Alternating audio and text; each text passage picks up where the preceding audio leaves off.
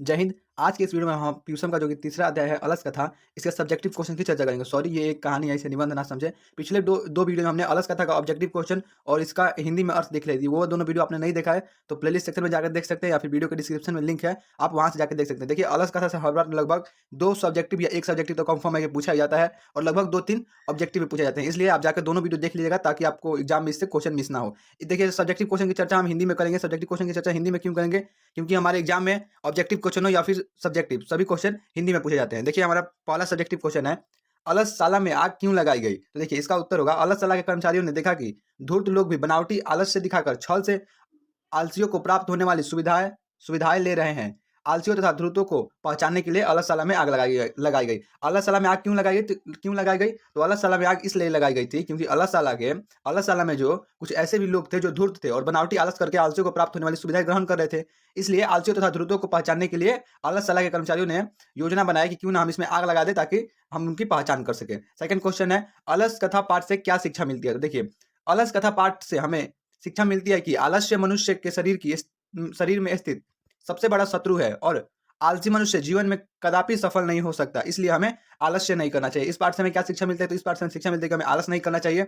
हमें आलस क्यों नहीं करना चाहिए? क्योंकि आलस मनुष्य के शरीर में स्थित सबसे बड़ा शत्रु है और आलसी मनुष्य जीवन में कदापि सफल नहीं होते।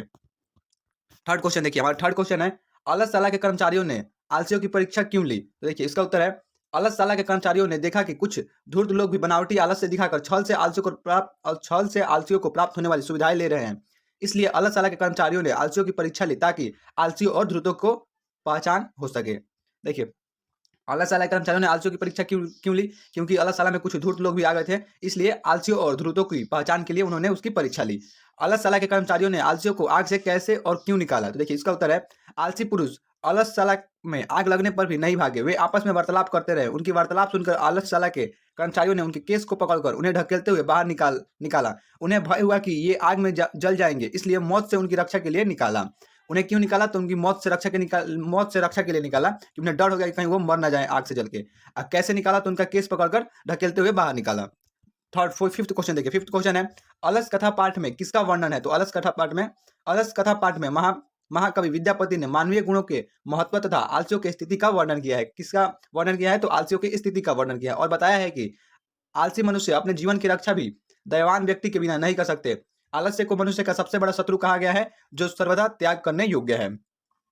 सिक्स क्वेश्चन देखिए, सिक्स नंबर क्वेश्चन है हमारा, अलसशाला पाठ में वास्तविक आलसियों की पहचान कैसे हुई? तो देखिए, इसका उत्तर है, आलसी लोगों के आलसी लोगों के सुख को देखकर धूर्त लोग भी छल से भोजन प्राप्त करने लगे। लोगों की पहचान के लिए सोए हुए आलसियों के घर में आग लगा दी गई। धूर्त लोग घर में लगे हुए आग को देखकर भाग गए। इस प्रकार जो बच गए वे आलसी थे, क्योंकि लाख कष्ट देने पर भी वे भाग नहीं पाए।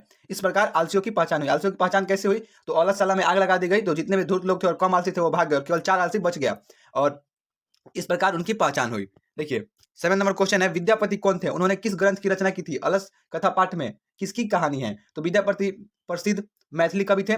पुरुष परीक्षा उनका प्रसिद्ध कथा ग्रंथ है जो कि संस्कृत भाषा में लिखा गया है। अलस कथा पाठ में आलसियों की कहानी है। ये हमारा 7 क्वेश्चन का आंसर था। 8 नंबर क्वेश्चन देखिए, चारों आलसियों का संवाद अपने शब्दों में लिखे। कि जब आग लगा तो चारों आलसी क्या बात कर रहा था उसे लिखना है। तो देखिए, घर में आग लगने पर चारों आलसी पुरुष वहां लेटे लेटे बात करने लगे। पहला आलसी कपड़े से ढके हुए मुख से बोला, हे, हल्ला क्यों हो रहा है? यह हल्ला क्यों हो रहा है? तभी दूसरा दूसरा जो आलसी था वो बोला, मालूम पड़ता है कि इस घर में आग लग गई है। दूसरा बोलता है कि हम जिस घर में हैं उस घर में लगता है आग लग गई है। तो फिर तीसरा बोला, कोई भी उस प्रकार का धार्मिक नहीं है जो इस समय भीगे हुए वस्त्रों से अथवा चटाई से हम लोगों को ढक दे ताकि हम लोग बच सके। ऐसा तीसरा बोल रहा है। तो देखिए, अब चौथा जो आलसियों का ब्रांड एम्बेसडर था वो बोलता है, अरे अधिक बोलने वालों, यानी अरे बचा लिया अधिक बोलने वालों, कितना बोलते हो, चुप क्यों नहीं रहते हो? अब देखिए, वो इतना ज़्यादा आलसी था कि उनको आवाज़ सुनने से भी उसे इरिटेशन होता था, तो वो उन लोगों को चुप होने के लिए बोलता है। देखिए, ये हमारा जो चैप्टर था वो कंप्लीट हो चुका, सब्जेक्टिव ऑब्जेक्टिव, और उसका हिंदी में भी हमने डिस्कस कर लिया। नेक्स्ट वीडियो में संस्कृत साहित्य लेखिका को हम डिस्कस करेंगे, वो भी हिंदी भाषा में, जिसे देखने के लिए आपको हमारे चैनल को सब्सक्राइब करना होगा ताकि वीडियो की नोटिफिकेशन आपको मिल जाए। जय हिंद, जय भारत। मिलते हैं नेक्स्ट वीडियो में अध्याय 4 के साथ। धन्यवाद।